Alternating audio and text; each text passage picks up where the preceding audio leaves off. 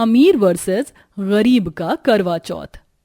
ये कहानी है दो बहनों संगीता और परिधि की। संगीता जितनी सरल सीधी थी, परिधि ख्वाबों की दुनिया में जीने वाली मन मिजाजी थी। गरीब श्यामा ने अकेले दोनों को पाला था। एक सुबह, परिधि, ओ परिधि बेटा, यहाँ तो आ। उफ, ये मेरी माँ को भी ना शांति नहीं है, नेल पॉलिश भी नहीं लगाने देंगी। बड़बड़ाते हुए परिधि माँ के पास आती है। क्या है माँ, जल्दी बोलो। बिटिया, ये दो लोई बच गई हैं, रोटी बना दे और बर्तन मांज देना। माँ, मैंने अभी नेल पॉलिश लगाई है और ये कालिक वाले बर्तन मांज कर मुझे अपने हाथ काले नहीं करने, आप संगीता को बोल दो। परिधि, मैं माँ के साथ बाजार जा रही हूँ करवा और मिट्टी के दिए बेचने। नहीं तो ऐसा करो, तुम बाजार चली जाओ और मैं घर के काम कर लूंगी। ज्यादा ना ओवर स्मार्ट बनने की जरूरत नहीं है, तुम ही जाओ बाजार, मैं कर लूंगी घर के काम। और माँ, मेरे लिए बाजार से आते टाइम रबड़ी जलेबी ले आना। परिधि आर्थिक तंगी देखकर भी हमेशा खाने पीने का ऑर्डर फरमाती थी, जबकि संगीता हमेशा से अपनी माँ के दुखों को समझने वाली और मदद करने वाली स्वभाव की थी, क्योंकि उसने देखा था किस तरह से उसकी माँ ने बरसों कोठी में रोटी बनाकर बर्तन मांजकर दोनों की परवरिश की थी। और गुजरते वक्त के साथ पंडित जी दोनों बहनों के लिए रिश्ते लेकर आते हैं। श्यामा बहन, दो रिश्ते लेकर आया हूँ। एक तो बड़ा ही ऊंचा घराना है, लड़का इकलौता और बिजनेसमैन है। बाकी दूसरा रिश्ता तो मध्यम वर्गीय परिवार से है, लड़का छोटी मोटी नौकरी करता है। आप देख लीजिए कौन सी बेटी का रिश्ता किस घर में करना है। माँ, साफ सीधी सुन लो, मैं किसी गरीब घर में शादी नहीं करूंगी, इसलिए मेरा संपत्ति वाले घर में रिश्ता तय कर दो, क्योंकि मैं गरीबी में सारी जिंदगी नहीं गुजार सकती।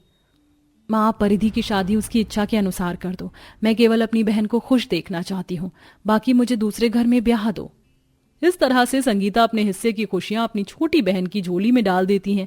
एक ही मंडप में दोनों बहनों की शादी हो जाती है, जहां परिधि अब पैसे वाले ऊंचे खानदान की बहू बन जाती है, तो वहीं संगीता गरीब कुल की बहू बनती है, जहां एक कच्चे से मिटियारे मकान में उसकी गरीब बुजुर्ग सास केसरी और पति किशन बड़ी गरीबी में रह रहे थे। इसीलिए उसका गृह प्रवेश सादगी से हुआ, जबकि परिधि के ससुराल में उसका आलीशान स्वागत कराया गया।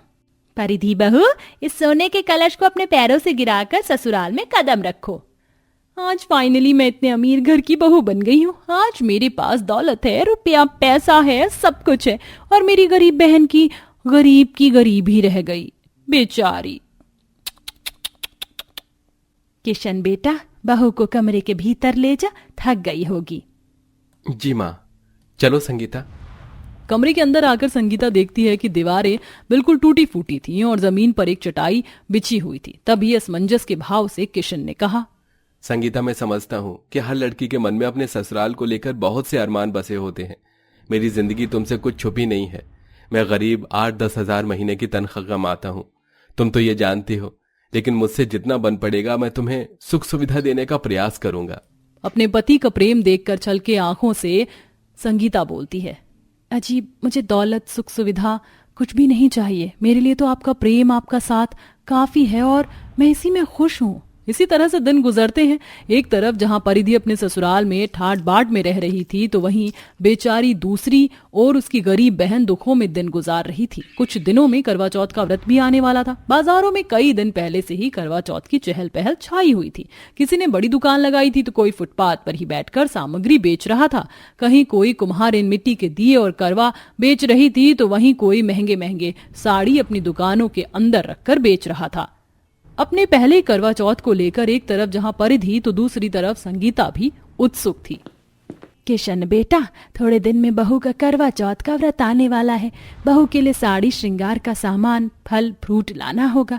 मान्यता के अनुसार तो बहू का पहला करवा चौथ ससुराल में धूमधाम से होना चाहिए, लेकिन भगवान ने हमें इतना अन्न धन दिया ही नहीं कि हम ज्यादा कर सके, तो तू इतनी ही सामग्री ले आना। ठीक है माँ, तुम चिंता मत करो, मैं ले आऊंगा सामान। इतना कहकर किशन काम करने के लिए निकल जाता है, जहां वो देखता है कि फैक्ट्री के बाहर पहले से ही हड़ताल चल रही होती है। हमारी मांगे पूरी करो, हमारी मांगे पूरी करो, हमारी मांगे पूरी करो, हमारी मांगे पूरी करो, हमारी मांगे पूरी करो। ये सुनकर गरीब किशन काफी दुविधा में आ जाता है। अरे भाई, फैक्ट्री के बाहर किस बात की हड़ताल छाई हुई है? अरे भाई, तुम्हें नहीं पता, फैक्ट्री में नई नई मशीन आ गई हैं, जिसमें हम जैसे 10 मजदूरों का काम एक अकेला मशीन करेगी। इसीलिए फैक्ट्री के मालिक ने सारे के सारे मजदूर को एकदम से काम से बाहर निकाल दिया है। काफी देर हड़ताल में बैठे रहने के बाद सारे मजदूर निराश हताश होकर अपने अपने घर को चले जाते हैं। इधर किशन भी इन्हीं चिंताओं में डूबा हुआ घर की तरफ चला जा रहा था। तभी एकदम से सामने से आ रही गाड़ी उसे टक्कर मार कर चली जाती है। वो काफी देर तक रोड पर लावारिस लाश की तरह पड़ा रहता है। कुछ भले लोग उसे उठाकर घर तक छोड़ आते हैं। उसकी ऐसी दशा देखकर दोनों सास बहू दिल पर हाथ रख लेती हैं। हे भगवान, अजी क्या हुआ? आपको इतनी चोट कैसे लगी? हे भगवान, मैं तो माँ से कहकर आया था कि संगीता के लिए करवा चौथ व्रत की सामग्री लेकर आऊंगा। कैसे करूंगा? हे भगवान, तू भी क्यों पहले से मरे हुए गरीब को और गरीबी की मार मार रहा है? कैसे ना रहूं जी, आपके बिना हमारा कौन सहारा है? पर बेटा, तू तो काम पर गया था, फिर ये सब कैसे हुआ? किशन पूरी बात बताता है। हे भगवान, अब घर का दाना पानी कैसे चलेगा? एक ही कमाने वाला था, उसे भी घर बिठा दिया। ऐसे में बहू का करवा चौथ व्रत भी आने वाला है। सब कुछ ऐसे कैसे होगा? माँ जी, आप किसी भी बात की चिंता मत कीजिए, मैं हूं ना, मैं सब संभाल लूंगी। वैसे भी करवा चौथ का पर्व आने वाला है, मैं बाजार में करवा और मिट्टी के दिए बनाकर बेच लूंगी। एक तरफ जहां करवा चौथ के बीच गरीब बहू पर बड़ा कष्ट आ पड़ता है, वहीं अमीर बहू अपनी महंगी कार में बैठकर शॉपिंग के लिए निकली होती है। और वहीं दोनों बाजार में टकरा जाती हैं। जहां एक तरफ फुटपाथ पर दुख मजबूरी में गरीब बहन दिया करवा बेच रही थी, तो वहीं अमीर बहन बड़े से महंगे मॉल से शॉपिंग करके बाहर निकलती है। फाइनली मेरी सारी करवा चौथ की शॉपिंग डन हो गई। साड़ी ले लिया, सैंडल ले लिया, मैचिंग की ज्वेलरी, मेकअप सब खरीद लिया। अब बस छलनी और ये मिट्टी के करवे वगैरह लेना है। काश कि पॉसिबल होता, ये भी मॉल में मिल जाता तो मुझे रोड साइड गरीबों से ये चीज नहीं खरीदनी पड़ती। मिट्टी के दिए ले लो, मिट्टी के करवे ले लो, छलनी थाली ले लो। बहन जी, करवा चौथ की मेहंदी लगवाइए 100 रुपए में। ये आवाज तो जानी पहचानी सी लग रही है। परिधि जैसे ही पलट कर देखती है तो घमंड दिखाते हुए कहती है, ये तो मेरी गरीब बहन संगीता है। ये सही मौका है अपनी चीज दिखाकर इसे जलाने का। परिधि अपनी बहन के पास आती है। कैसी हो संगीता? और ये क्या, शादी के बाद तुम्हारा पहला करवा चौथ है? मुझे तो लगा था तुम भी किसी बड़े महंगे मॉल में शॉपिंग कर रही होगी, मगर तुम तो वेल, और क्या उम्मीद भी की जा सकती है? तुमने गरीब जीवन साथी चुनकर खुद ही अपनी जिंदगी को नरक बना लिया। मुझे देखो, मेरा पति मुझसे बहुत प्यार करता है, मुझे सोने के जेवरों में तोल कर रखता है। परिधि की बातों में पैसों का घमंड साफ साफ झलक रहा था। उसकी कड़वी बातें संगीता को पहले से ही परेशान दिल पर छुरियां चला रही थी। उसने डबडबाई आंखों से अपनी बहन की ओर देखकर कहा, बहन, मैं खुश हूं तुझे देखकर कि तू सुखी से है। बाकी अपना अपना नसीब है, और भले भगवान ने मुझे दौलत तुझसे बहुत कम दिया है, लेकिन मैं कुशल से हूँ जितने में भी हूँ, और मेहनत करके खाना कोई बुरी बात थोड़ी है। हाँ हाँ, अब तो यही बातें करोगी। वैसे ये मिट्टी के दिए करवे बेचकर तुम कितना ही कमा लोगी। एक काम करो, आज मेरे घर में करवा चौथ की मेहंदी पार्टी है, तुम भी आ जाना और सबको मेहंदी लगा देना, अच्छे से पैसे दिलवा दूंगी। संगीता को पैसों की सख्त जरूरत थी, इसलिए वो हामी भर देती है और उसी शाम मेहंदी लगाने के लिए पहुंच जाती है। तभी परिधि ने कहा, देखो यहाँ सोसाइटी की सभी हाई फाई महिलाएं मौजूद हैं, तो मुझे अपनी बहन मत बुलाना, वरना मेरी इंसल्ट हो जाएगी।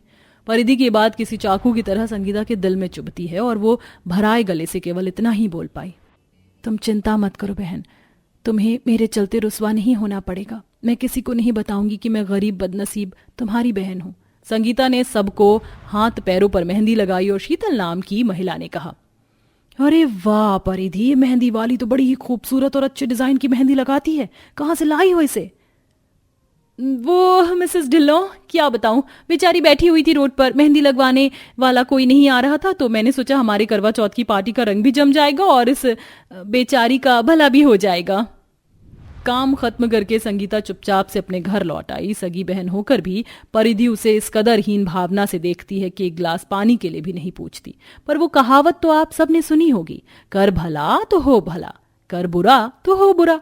अगले दिन उन पैसों से संगीता थोड़े में ही सबर करके पुरानी साड़ी में सादगी से सजती संवरती है और चंद्रमा देखकर करवा चौथ व्रत खोलती है। तो वहीं रात के 3-4 बजे तक भी परिधि का पति घर नहीं लौटता है, तो बेचैन होकर अपनी बहन के पास रोते हुए आकर दरवाजा खटखटाती है।